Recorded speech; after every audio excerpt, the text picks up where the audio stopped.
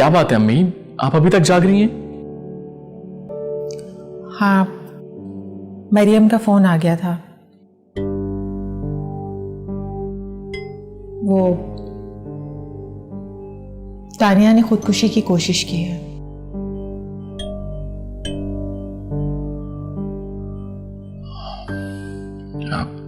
Okay. तुम्हें परेशानी नहीं हुई? बिल्कुल नहीं, हर चीज को अपने अंजाम की तरफ पढ़ना है।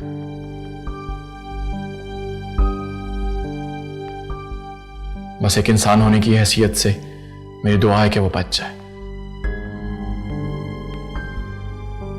लेकिन तानिया होने के नाते नो फीलिंग्स। बैठो।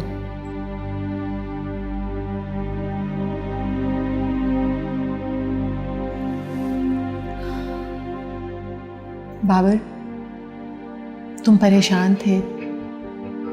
मैंने और गुलशन ने तुम्हें तसल्ली देने की बहुत कोशिश की कि शायद तुम तानिया को भुला पाओ, लेकिन तुम उसे भुला नहीं पा रहे। तुम्हें लगता था कि जैसे तुम्हारे साथ बहुत बुरा हुआ है, लेकिन असल में उसने अपने साथ बुरा किया। उसने तुम्हारी मोहब्बत की कदर ही नहीं की।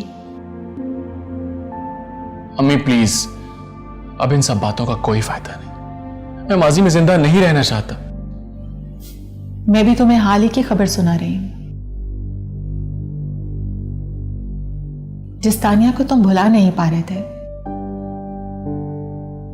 आज वो जिंदगी और मौत की कश्मकश में, मगर तुम्हें किसी चीज की परवाह ही नहीं है। तो क्या हुआ? बुरा किसके साथ हुआ? शिकस्त किसकी हुई? नाकाम कौन हुआ? ठीक कह रही हैं, लेकिन फिर भी मेरे दिल में उसके लिए एक सॉफ्ट सा जज्बा है।